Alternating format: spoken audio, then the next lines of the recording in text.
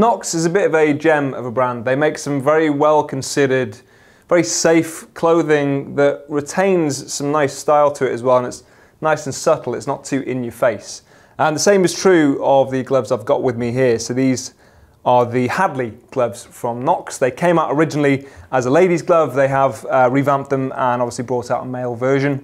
It's a really simple 3 seasons glove. As I say, they have some really nice considerations, some details on there. Compromises nothing on safety, but it is nice and subtle and nice and stylish. It's got a relatively short cuff, so it's a bit of a mid cuff really. It's not the shortest I've ever seen, but it's certainly not a long cuff on this one. So when we say sort of 3 seasons, we would be using this for spring, summer, autumn, tiny bits of winter, depending on the temperature obviously, but when it starts to get really, really cold, these aren't going to be quite enough, I wouldn't have said. One of the nice things in this category though, which brands don't often do, is that these are waterproof. So if you're making a summer glove, a lot of brands won't bother to put that waterproof membrane in there, and Knox have with this, and as I kind of argued previously, it's no less likely to rain in the summer than it is in the winter, so it's a useful thing to have, because once your gloves get wet, that's when the heat starts to wick away from your hands and you start to get a little bit chilly. Obviously it's a bit of a pain when you're on the bike. They term it Knox Seal, so it's their own brand of membrane. It is 100% waterproof and breathable,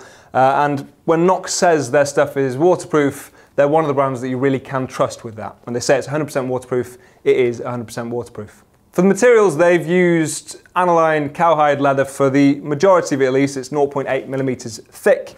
They've also used goatskin on the palm, which is a little bit more durable and a little bit more flexible and comfortable as well. It's a nice extra detail on the palm, just adds a bit more reinforcement and abrasion resistance. Of course, they're safe and they are CE approved. They've got armor all throughout. One of the big priorities for me, and I always prioritize this on my own gloves at least, is scaphoid protection, something on your palm. That generally is going to be the first thing you offer up to the ground if you were to come off. Even if you were off the bike, the first thing that goes down if you fall are your palms. So they've got some hard plastic protection there, so it's nice that it's got that on there. And it is nice and rigid as well, nice and solid. Not intrusively so, you can't really feel it when you're on there. If it's too bulky, it gets in the way a little bit, and I wouldn't have said that was true of these. You've also got some armour in the knuckles, and again, not too intrusive, and they've gone for a gel version in the knuckles, so again, it's not too hard, not too uncomfortable when you've got them on, and it is pretty malleable, but it offers a bit of extra protection there, whilst remaining subtle. You can't necessarily see it too obviously from the outside. You've got some extra details on the back of the gloves, so you've got these Nubuck leather sections on each finger, just a nice bit of extra detail really, and you've got the Knox logo on the one of the pinky.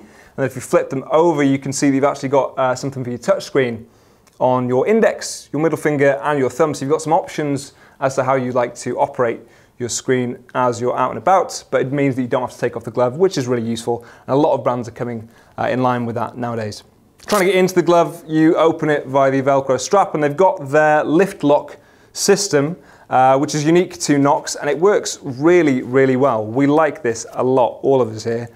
And it's exactly as it states really. You lift it and then you strap it over there and lock it in place on the Velcro that you've got on the underside of the glove. It's really easily accessed, and of course in reverse you just do the same thing, dig your thumb in and loosen it off, and it's not intrusive at all. It's very easy to use, and more importantly it's comfortable when it's on, so even when it's cinched up and tight you can't really feel this overlap in the glove, which sometimes when you do tighten off things you will tend to feel that against your skin. It can be quite irritating, it can bulk it out a little bit, but that's actually quite neat the way they do that.